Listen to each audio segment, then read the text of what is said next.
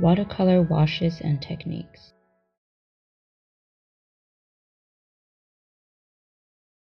A wash refers to the paint while it's wet. The most common type of wash is a flat wash. That just means a flat wash of color all throughout. So you can practice this by making a square or a bar as I've done, and just try putting down a flat wash.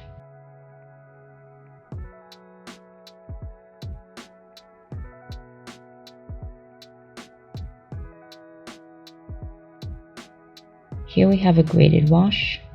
As you can see, I'm moving that bead of water slowly down the bar. Do not take your wet brush and put it back into the area that has already settled. This will just ruin your wash.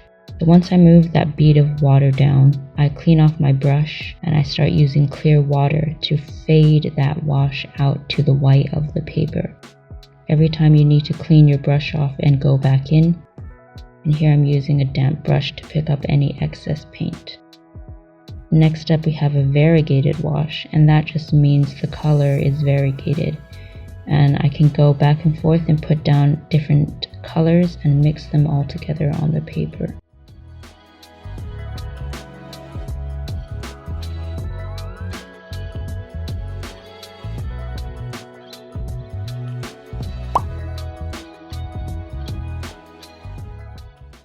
Here's some ideas for different shapes you can make to practice doing these washes.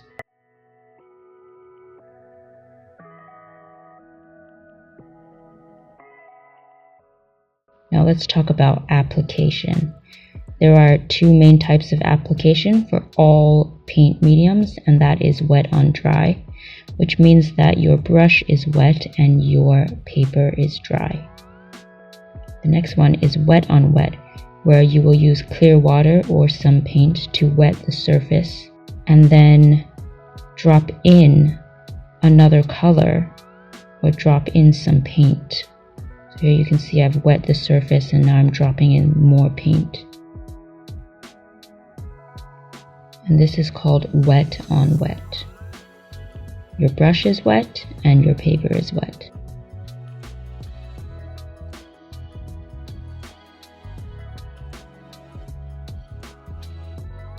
Now once your paint is down, you can lift up some depending on the type of paint and the paper. Usually most watercolors can lift, although some are better than others. And we use lifting to lighten some areas or to clean up some mistakes. It's a little bit like erasing. Another very common technique is glazing, where you are basically layering either two layers of the same color or two layers of different colors to build up the contrast. As you can see with this little house, I painted one layer, let it dry, and now I'm painting the side of the house to make it look darker. And the most common that you'll find in watercolor is preserving white. And that is because there is no white in watercolor painting. So oftentimes we will have to leave out that white section, usually using the white of the paper. So as you can see, I'm painting around the part I want to keep white.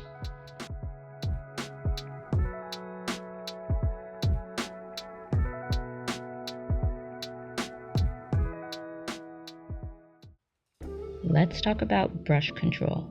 So first, here are three different types of grips. Easy grip is most common. It's similar to holding a pencil. Next, we have the loose grip. We'll use this grip when you want to cover large spaces and have the most freedom to move your arm around. Next up, we have a tight grip. Hold it really close to the edge and keep it quite straight. This is when you want to paint in those tiny details. So here are some exercises you can use to understand your brush better. Paint lines using different amounts of pressure. This is where you can see the range of your brush. How thick can I get this line? How thin can I get this line? As you can see, my wrist is not really moving. I'm mainly holding it and moving my arm. As the line gets thinner, I need to hold it a little bit tighter.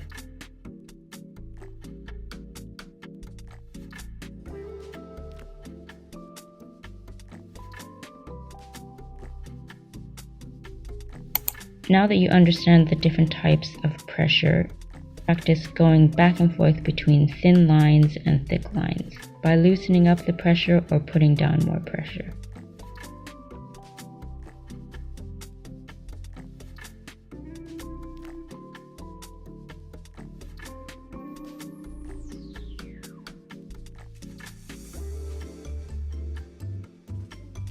Now this one is pretty straightforward. Painting a few consistent lines in different directions can help you to build up consistency in your lines.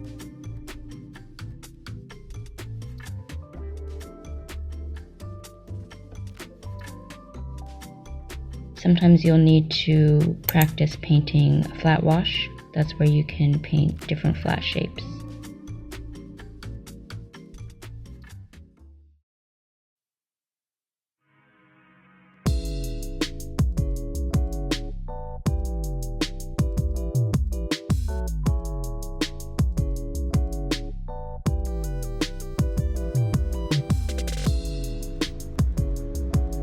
So I've decided to do a whole video just on paper. Now here are some of my paintings over the years. I have experimented with them all. Here we have 2 paintings made on cheap Canson paper. The one thing that I've noticed with the cheaper papers is that sometimes the color just ends up dulling, or the paint doesn't really blend well together. So yes, it's cheap, but the colors are not blending the way you want them to, or the color is not as vibrant as some of the other paintings that you've seen from some of your favorite painters. So next up here is cheap multimedia paper. As you can see, the blends they don't look so good. And the color is very dull. You're just not going to get those beautiful, vibrant colors that you're looking for, and you're going to have a really hard time blending the colors together. Okay, so on to cold pressed paper. These are 2 different brands, Fabriano and Arches. And as you can see, there's a bit of texture.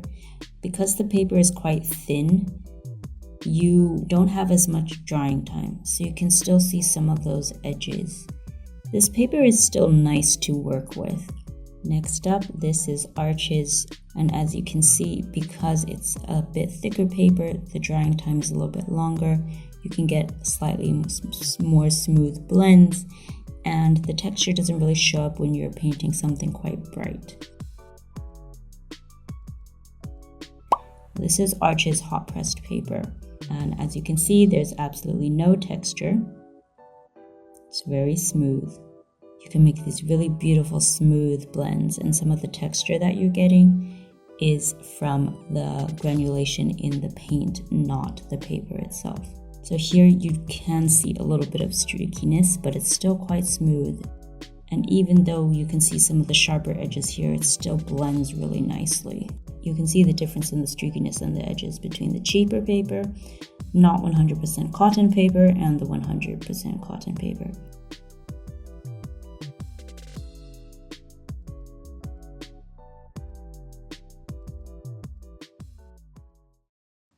Okay, let's talk about water ratios and transparency. Do not skip this class because this is the most crucial class to teach you how to control the amount of water on your brush, paper, and mixing the paint.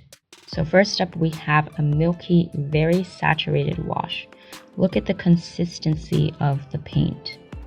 It is almost dry, it doesn't move as well on wet on dry, and wet on wet, it moves, but just barely.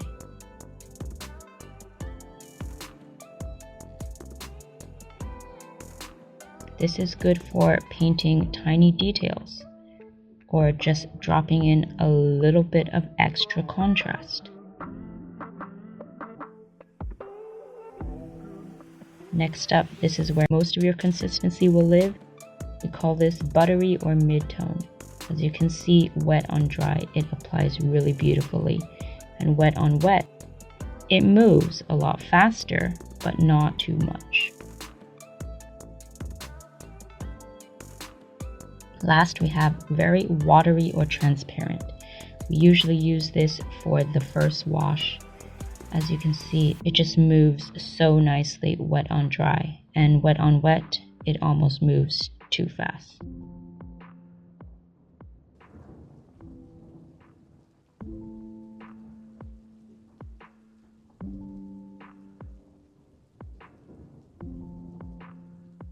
Okay, so let's make a transparency chart. Now what you're going to do is use the paint almost as dark as if it comes out of the tube. Just paint a little box and then drop in a little bit of water and start to see how transparent you can get your paint to be. Normally with other paints you would mix in white, but with watercolor you would mix in water, and that's what makes the paint become lighter and lighter.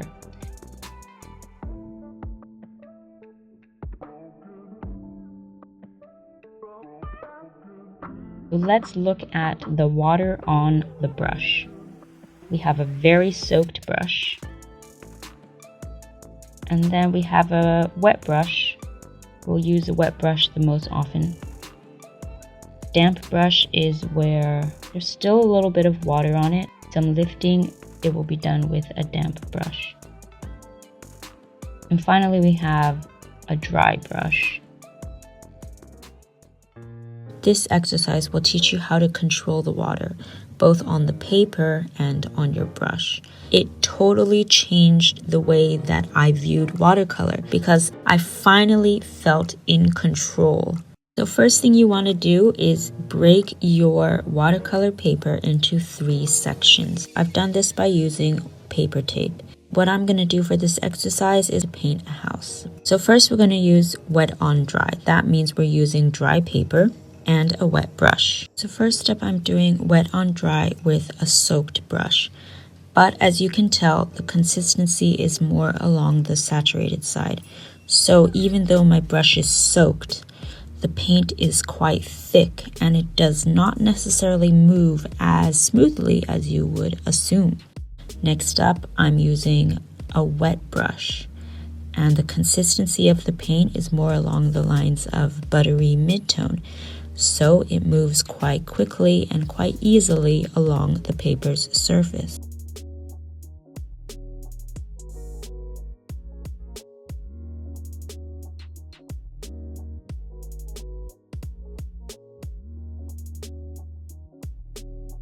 Next up, I have a dry brush. As you can see, immediately the brush starts to break up. It's not very easy to cover the entire space, and it takes a few tries before I can finally fill up the entire box. So what I want you to do is do this exercise and start to notice the differences, putting down different types of consistency. Notice how much easier or how much more difficult it is when you're using a soaked brush or a dry brush. Okay, next up, we're going to be using wet paper. I'm painting all 3 boxes, and we're gonna let the paint dry at different stages.